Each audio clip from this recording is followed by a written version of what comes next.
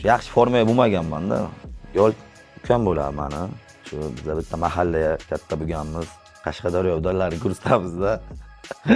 Ha, 16-17 kilo tashlayman-da. Ja bo'lsa 20 kilo ham tashlayman. Janjallar sababli shu qamalib chiqish, shu bizaga shu ko'p shunaqa bo'lganda, oktagonni PR-mi u? Unaqa bo'lmagan u. Hayolimga kelmagan unday narsa, ag'lay borish. Silabiy sapinni qidiradi, kelishib, pul beradi, shunaqa narsalar bor. Kirishtok qiladi, PR qiladi, shu PR bo'lib qoldi-da. Shu Amerikalarga, shu katta arenalarga urish niyatimiz bor. Man degan sportsmenni sindiradi, ichkili, chakkili, biror nima qilib qo'ysa uni o'zi biladi nima qilishdi. Inshaalloh zo'r bo'lib ketsa ham, inshaalloh unutmaymiz uni insonlar. Yangilik bo'ladi, Gol ukamni ko'p kishi so'rashadi-da mendan.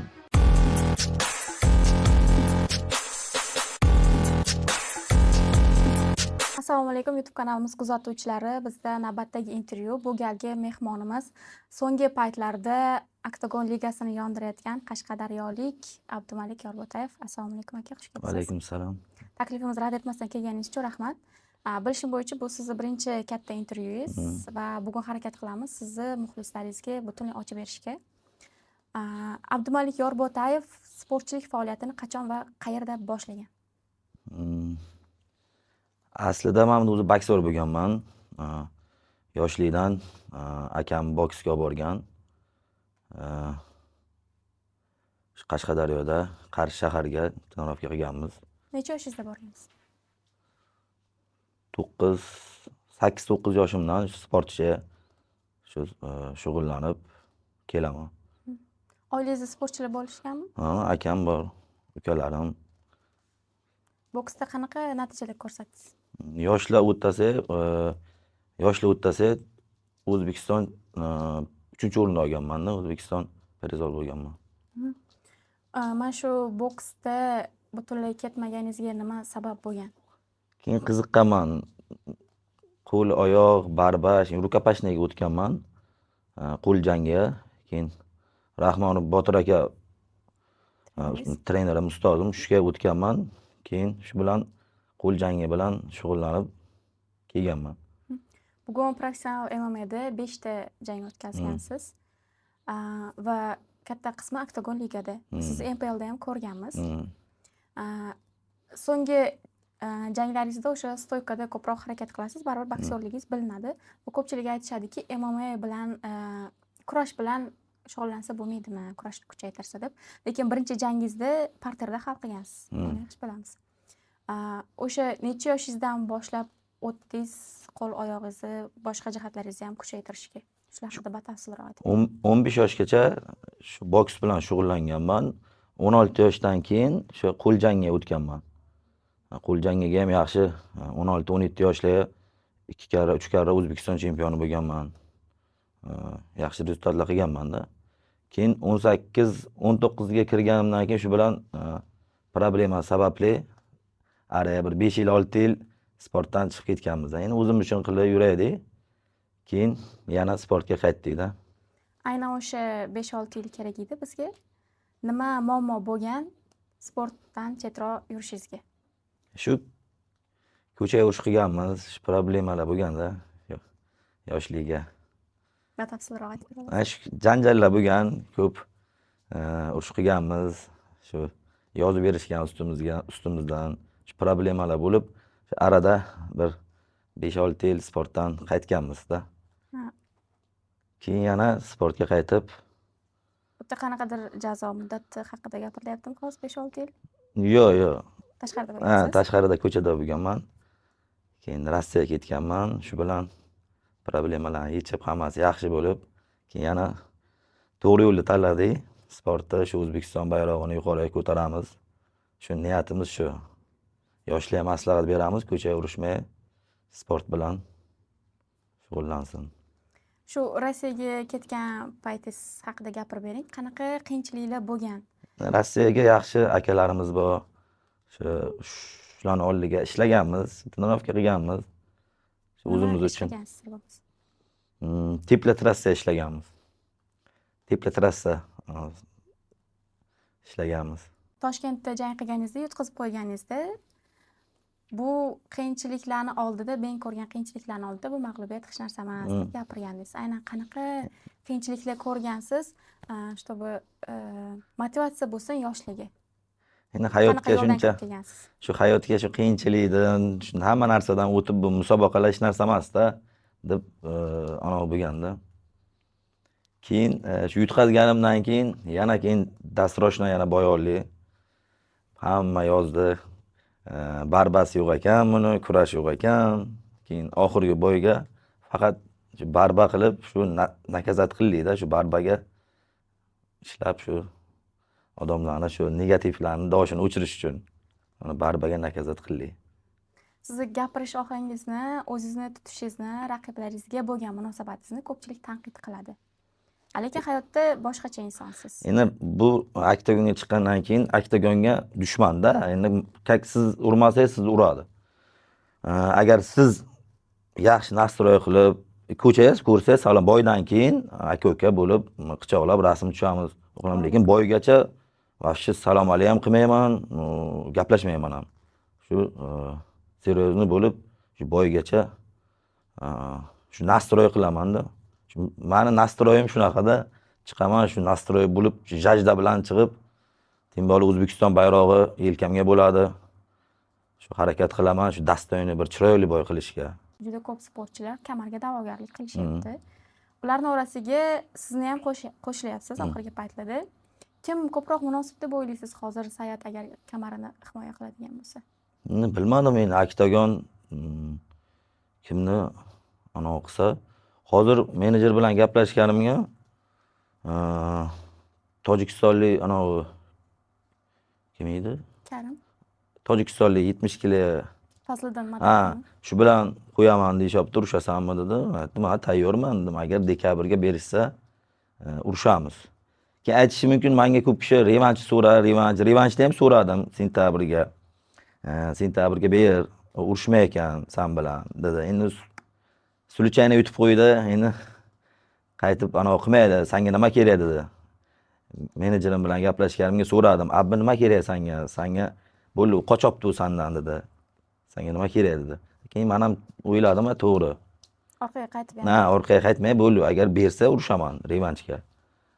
Keyin shu boydan keyin shu anonga tojikda shuni yutsang kamarga beraman dedilar-da. Karim Madrahimov o'z oktagon ligada o'zini vaznida aynan o'zbeklarni tozalab kelyapti.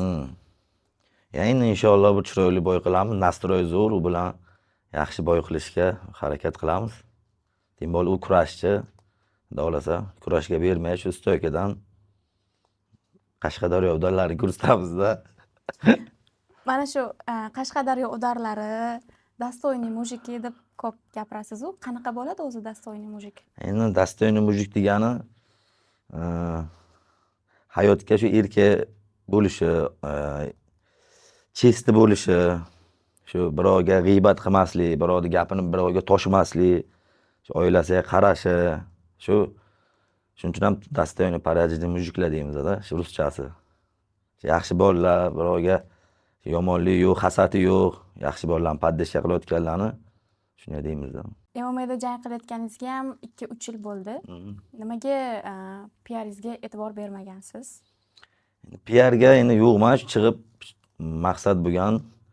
Akalarimiz ham, ustozlarimiz ham dastoyniy urush, seni o'zi xalq o'zi seni ko'taradi, xalq seni o'zi paddashga qiladi. Faqat chiroyli dastoyniy urush. Har xil gaplar gapirma, chiroyli urush. Bu shu boyga men qarashganman, shu jangga chiroyli boy qilib, shu dastoyniy boy qilay degan maqsadga chiqqanmiz. Boya ham gapirib o'tdik, raqiblarni mensimaslik haqida. Mag'lubiyatga uchragan paytingizda ham ko'pchilik yozishdi, raqibingni mensimaganing uchun yengilding deb. Endi sal shundayroq bo'lganda, sal endi o'zimga sal o'yirim bo'lib chiqildi, sal travmalarim ham bor edi. Shu travmalarimga ham dastroshna boyonli, o'shani travmalarimni yaxshi formaga bo'lmaganman-da. Yaxshi formaga bo'lmaganligim uchun tez boyonli. Shu lekin yaxshilikka, shu ham yaxshilikka bo'ldi. Keyingi safar endi mana xatolarimizni endi qayta qilmaymiz-da, xatolarni. Sizni gavdangizni ko'rib Hozir 70 kilo shu odam deb o'ylashadi-da. O'zi рабочий vesingiz qanaqa? 85, 86. Shu 15-16 kilo. ha 16-17 kilo tashlayman-da. Ja bo'lsa 20 kilo ham tashlayman. Endi biz Qashqadaryoga yaxshi yeymiz, go'sht yeymiz, shu vis olamiz. Meni ustozim yaxshi trener, Qashqadaryoga, Qarshi shaharga yaxshi bolalarni tarbiya qilganlar, yaxshi bolalarni chempion qilganlar. Endi mana bizda ham yutqazsam ham oldimga keladi. Paddeshka qilib qo'ldan kelguncha yordam beradilar. Shukurdan Alloh rozi bo'lsin. Shunday yaxshi trenerlar, dostoyniy trenerlar ko'paysin. Paddeshka qilayotgan. Moydayda ham jang qildingiz. Shu haqida gapirib Tailandga qildik, Tailandga ikkita boy qildik Moytaydan. Lekin Moytay ham yaxshi sport ekan. Qo'l oyoq barba yo'q, tirsa, shu bir ikkita travmalar ham oldik. Yaxshi zo'r boy qildik lekin. Ikkita boy urishdim, ikkitasini ham yutdim-da. Janglaringizdan keyin aytadigan inson Shahzod Gold haqida. Gold ukam bo'ladi mani. Shu bizda bitta mahalla katta bo'lganmiz. Qarshi shaharga Vokzal degan mahalla bor. Shu hamma bir-birida aka-ukada. Shu yoshlikdan birga katta bo'lganmiz. Shuning uchun ham bir-birimizga paddeshka qilamiz har xil vaziyatga bo'lishdan qat'iy nazar. U ham yoshligiga urushib, o'sha problemalar sababli, shu janjallar sababli, shu qamalib chiqish, shu bizaga shu ko'p shunaqa bo'lganda, mana keyinchalik ana bo'lib mana sportga, u ham sportga, men ham sportga, shu Tailandga ham birga boylar qilib, yaxshi trenirovkalar qilib, yaxshi chiroyli boylar qildik, dastoyni boylar qilib, O'zbekistonni bayrog'ini yuqorilarga ko'tardik-da. Va hozirgi kunda nazorat ostida sportchimiz. Qanaqa jazo kutayotgan bo'lishi mumkin? Oilasi bilan gaplashib turgan bo'lsangiz kerak. Inshaalloh yaxshilikka hozir tergov yopildi. Xudo xolasa sud bo'ladi. Sud 20 kun, 25 kunga sudga chiqadi. Xudo xolasa yaxshilikka bo'ladi. Shunaqa ijtimoiy tarmoqlarda gap tarqadiki, Shahzod Goldni o'sha o'zbekistonlik bir nechta biznesmenlar Toshkentga chaqirib olishgan, problemani hal qilamiz deb, keyin yo'q bo'lib qolishgan degan. Shu haqiqatga qanchalik yaqin? Unaqa bo'lmagan u. Shu o'zi keldi, baribir O'zbekistonimiz, vatanimiz, shu yerda tug'ilganmiz, sog'inamiz baribir. Shu o'zi keldi. Gold ukam deb gapiryapsiz hozir, lekin Oktagon ligada siz yoshingizni 21 yosh qilib ko'rsatishyapti. Bilmayman, Oktagonga men o'zi 1997-yilman, 4-noyabrga tug'ilganman. Noyabrga 28 yoshga kiraman. Bilmayman, Oktagon 21, 2 safardan beri 21 men aytolman, shu nima qilishdi. Oktagonni PR-mi u? O'sha faoliyatingizdagi bitta mag'lubiyatingiz haqida ko'proq gaplashsak, sizga nimalarni o'rgatdi o'sha mag'lubiyat? Qanaqa darslar berdi? Endi sal bo'shashmaslikda keyingi boyga ham yana nastroy qilib ketma-ket yutding, sal unaqa raslabouxa qilib bo'shash bo'lar ekanda, yana qaytib shu xayolli faqat trenirovka, 2 mahal trenirovka, nastroyni zo'r qilib shu bergan sapenniki bilan 5 ta sapennlikni almashdi shu oxirgi bo'yimga. Kimni bersang urushaman men. Atkaz qilib almashdi. Nastroy zo'r edi. Shuning eng glavniy nastroy zo'r bo'lsa, xudo xolasa yaxshi bo'ladi. Lekin men yutqazganimdan yaxshilikka bo'ldi. Allohning uyiga bordim, umraga bordim, yutqazganimdan keyin hayolimga kelmagan unday narsa, ag'lay borish. Ketib qoldim-da, o'zim bilmay qoldim qanday ketganimni. Bir qora akam bilan bir gaplashdim, shu bilan 7 kuni bilet olib tushib ketdik-da. O'sha jangingizda saperningiz qo'lingizga ushlab olgandi. Oyog'ingiz lekin pustoy turgandi, bo'sh turgandi. Nimaga oyog'ingizni ishlatmadingiz? Hamma muxlislarni qiynagan savol. Oyog'imga ham travma bor edi, qo'limga ham singan edi. Birinchi boyga o'zi gips qilib, endi internetga ham qo'ymayman-da, qo'lim singan, beg'im singan deb gapirmayman. Men o'zimni anaqa qilgim kelmaydi. Kimlardir men qo'li sindi, internetga qo'yganim yo'q. Endi o'zimni yaqin radnoylarim, trenerim, ustozim biladi. Keyin o'sha bitta baribir atkaz qilib qoldi-da, shu 2-raund sal atkaz qildi. Shuning uchun turishga qiynaldim, tura olmay qoldim. Jangda bitta narsaga xursand bo'ldim. Yutqazganingizdan keyin ham boshingizni baland ko'tarib, ruhiyatingizni tushirmay chiqib ketganingizga. Bunaqa ruhiyatga ega bo'lish uchun qanaqa mashqlari bormi, siri bormi? Endi yutqaz sportda bu kimdir yutish kerak-da. ikki kishi chiqyaptim, bir kishi yutadi polibonni. Endi biza chiqamiz, hozir ko'p sportsmen baislar gaplashib, kelishib gaplashyapti. Misol mana ochiq oydin aytaman, kelishib misol unaqa silabiy sapinni qidiradi, kelishib pul beradi, shunaqa narsalar bor. Endi men ular bergan sapinlik bilan men urushaman. Misol bergan sapinlik bilan mana Oktagon liga kimni beradi? Men xo'p deyman. Menga ikkinchi variant yo'q. Boshqa yo'qmi sapinlik yo'q, u narsami yo'q degan narsa yo'q. Bergan sapinlik bilan urushib, yutsam ham dostoyni yutay, yutqazsam ham dostoyni yutqazay. Turnirdan keyin juda ko'p muxlislar bizga murojaat qilishdi. Nimaga 4 ta 5 ta jangda silabiy raqiblarni qatdan topib kelishgan, qachon topib kelishgan? Endi Nimaga bunaqa tez tugab qolishyapti bularni Oktagonning o'zini ishi u. Bergan sapinni atkazib qolyapti, travma olib qolyapti, vis qila olmayapti. Shunaqa bo'ladi, vis qila olmaydi, travma olib qoladi. Ular keyin bizga aytadi, menejerga aytadi, shunaqa deydi. Kimni bersa biz kutamiz, bergan sapinligi bilan urushamiz. Kimni bersa men urushaman. Bugun o'zingizni vesingizda Oktagon ligada eng zo'ri kim deb o'ylaysiz? Stoykada ham, parterda ham. Endi hamma sportsmen o'zi uchun yaxshi. Misol birovni zo'rdi, birovni slabiydi bo'lmaydi. Bu sportda bu. Teng bo'li shingalka. Bitta udar hal qiladi. Shuning uchun hamma o'zi uchun yaxshi. Misol kimlardir qo'l-oyoqqa zo'r, kimlardir kurashga zo'r. Hamma o'zini ishini qiladi. Unda savolni o'zgartiraman. Eng stoykasi kuchli kim vesingizdagi? Boksdan chiqqan shu Muhriddin. Muhriddin brат o'sha yaxshi shkolasi zo'r. Boksor bo'lgan shkolasi zo'r. Parterda? Parterga tojiyda. Tojiy keyin mana Doston bor. Doston ham yaxshi. Bitta jangingizda ko'rdim, ringda jang qilgansiz. Qanaqa sportligini tushunmadim men lekin. Yotqizib olib urgansiz. Uni Rossiya chiqqanman, Rossiya MMA dan. O'sha ringga bo'lgan. Ringda? Ringga bo'lgan. Saperingiz qo'lni sindirib oldi degan ekan. Qo'li yaxshi bois edi, u ham rossiyskiy. Rossiya borganmiz. O'shaqa bo'lgan musobaqa. Oxirgi paytlarda o'sha MMA'mizda bo'layotgan voqealarga bir-biriga efirlar qilib bilasizlar vaziyat. Endi tirishtok qiladi, PR qiladi, shu PR bo'lib qoldi-da. PR qilish, tanilay deydi, har xil qiliqlar qiladi, har xil narsalar qiladi, birovga vizit tashlaydi, birovga gapirib chiqadi orqasidan. Shunaqalar ko'p-da, shunga prosmotr ko'p bo'ladi. Shuning uchun ham kimni hozir yaxshi aktiv bo'lib tursa, o'shani gapirsa prosmotr zo'r bo'ladi-da. Shuning uchun ham hozir shunaqalar ko'payib ketgan. Deylik, vizit tashlamasdan, bir-biriga jang qilishni taklifini bildirmasdan urushayotgan MMA'chilarimiz bor. Bilasizlar boshqa temalarda. Ularga fikringiz qanaqa? Ular yaxshi, fikri shu yaxshi, shu menejer bilan, shu liga bilan kontrakt bo'lsa, shunga aytish kerak, shu bilan jang qilaman, cheris aytib. Shu yaxshi demoqchi bo'lganim.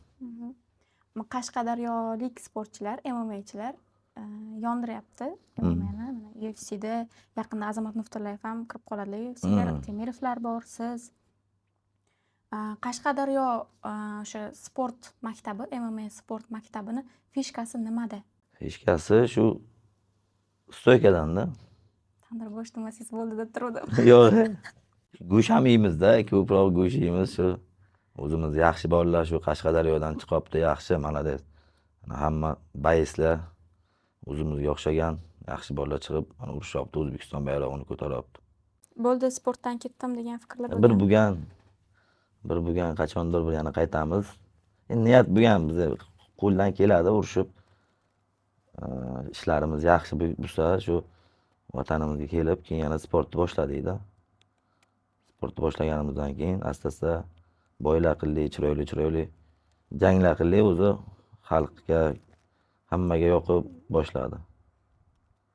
Ko'chadagi ishlar qanaqa bo'lgan? Ko'chada janjal qilganmiz-da, urush qilganmiz ko'chada. Blitz savollar beraman. Hayotda eng yomon ko'rgan ishingiz? Yolg'on gapirish. Eng og'ir kuningiz?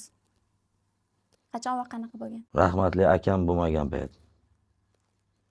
Vafot etib qolgan. Vafot etgan paytlari eng og'ir kunim deb bilaman.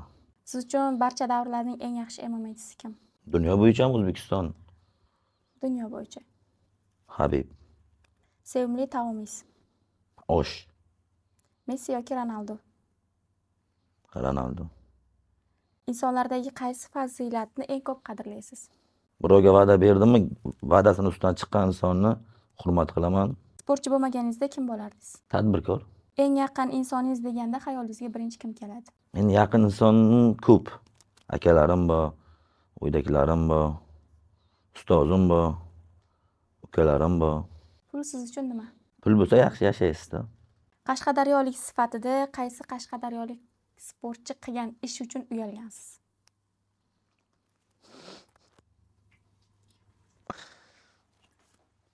Ikkita ukamiz bor, Nastasda ular ham endi uni bilishadi. Media bayisi bor ikkita ukamiz. Siz hayotingizda eng ko'p afsuslanadigan ishingiz? Ishonmash kerak. Inson zotiga ishonavermash kerakda. Bu temaga qaytamiz. Har bir kuchli erkakni ortida bir ayol turadi deyishadi.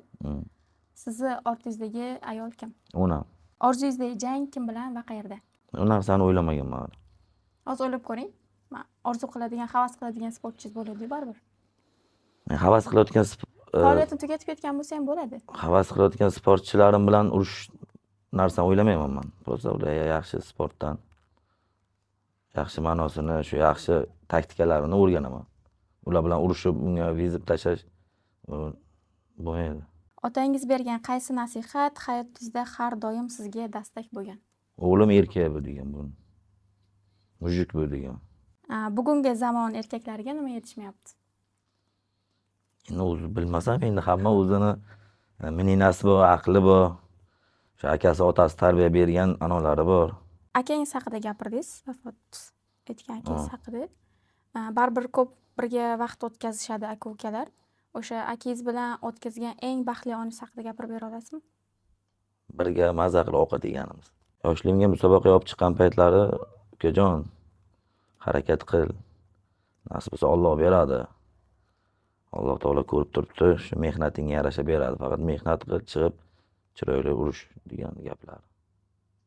Sizni sportga olib kelgan akangiz o'sha inson. Shu ikkinchi akam, katta akam borlar.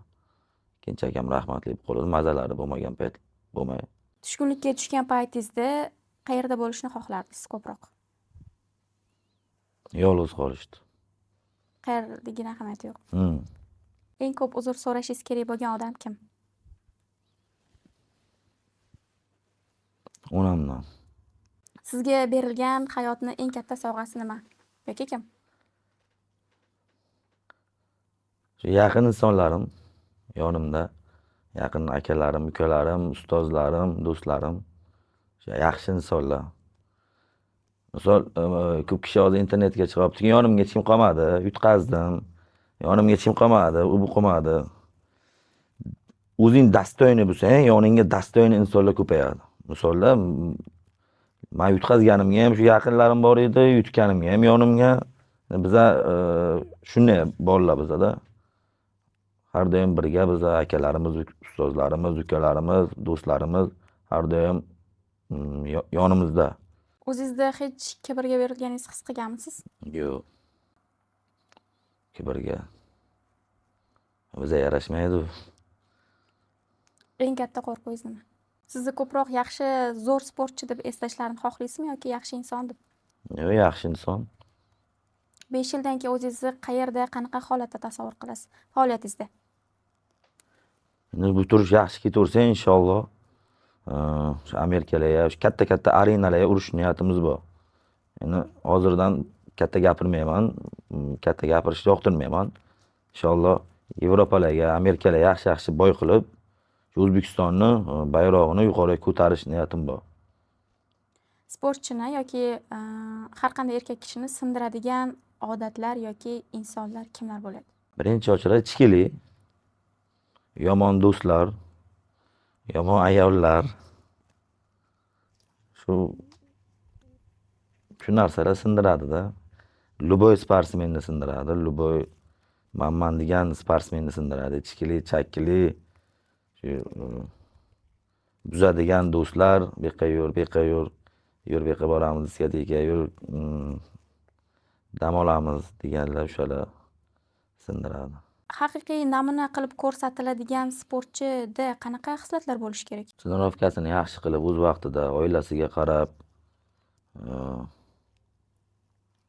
shu aka-ukachilikni uzmasdan, shu senga kim yordam bergan bo'lsa, o'shalarni unutmasdan, shuni deb bilaman-da. Hali do'stlik haqida gapirib o'tdingiz. Do'stlik tushunchasi siz uchun nima? Qanaqa bo'lishi kerak do'stlar bir-biriga? Do'stlar bir-biri uchun jon berish kerak-da. Qanday vaziyatga qat'iy nazar, misol mani do'stim qiynalib o'tiribdi, men uni oldidaman. Qarab o'tirsam, u do'stlik chiqmaydi, unga qo'ldan kelgancha yordam berish kerak. Shu qanday vaziyatdan qat'iy nazar, shu do'stingiz qiynalyaptimiz, qarab o'tirmash kerak, shu harakat qilish kerak, shu yordam berishga, har xil vaziyatga. Tashlab ketmash kerak-da, menga boshiga bir nima tushdi, har safar yonay bo'lish kerak. Har xil vaziyatga, puling bormi, yo'qmi, har xil vaziyatga yonay bo'lish kerak. Yillar o'tib farzandlaringizga bitta tavsiya bermoqchi bo'lsangiz, qanaqa tavsiya bergan bo'lardingiz? Shu yaxshi tarbiya qilamiz, inshaalloh o'zimizga o'xshab erkak bo'lish tarzida qilamiz, sportchi bo'ladi, o'qitamiz. O'g'il bolalarni duxi baland bo'lish uchun tarbiyasida qanaqa metodikalar qo'llash kerak?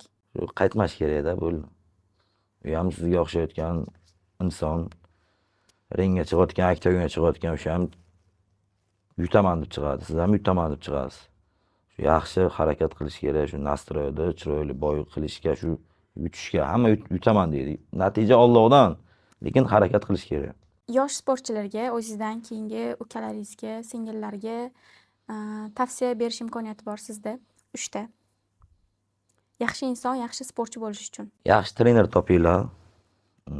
Ustoz topish kerak, shu yaxshi klubga trenirovka qilish kerak. O'zidan o'zi jang ber deb internetga chiqyapti-ku, bu narsa bo'lmaydi. U sharmandachilik, u bitta yoshing katta bo'lgandan keyin shu o'g'illaring, nevaralaring ko'rgan paytda otam tentak ekan deb o'ylaydi-da. Shu uchun yaxshi trener topish kerak, yaxshi shu trener ostida trenirovka qilish kerak, shu orqali chiqish kerak.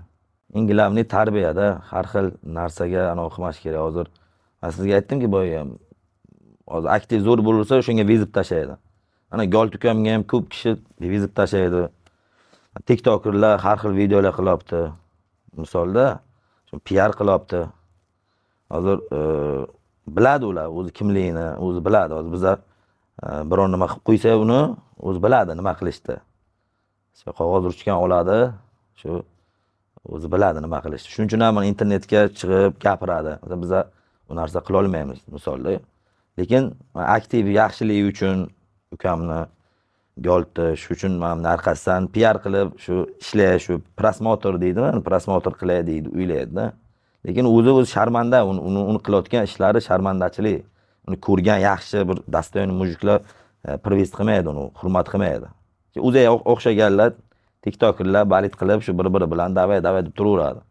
Yaxshi mujiklar bilan qilmaydi. O'zi biladi kimga poddeshka qilishdi, kimga yordam qilishdi, kimga balet qilishni bilishadi. Ishlaringiz bormi? Boshqa bizneslarimi? Qanaqa harbiy sohada ishlaysizmi? Yo'q, faqat sport.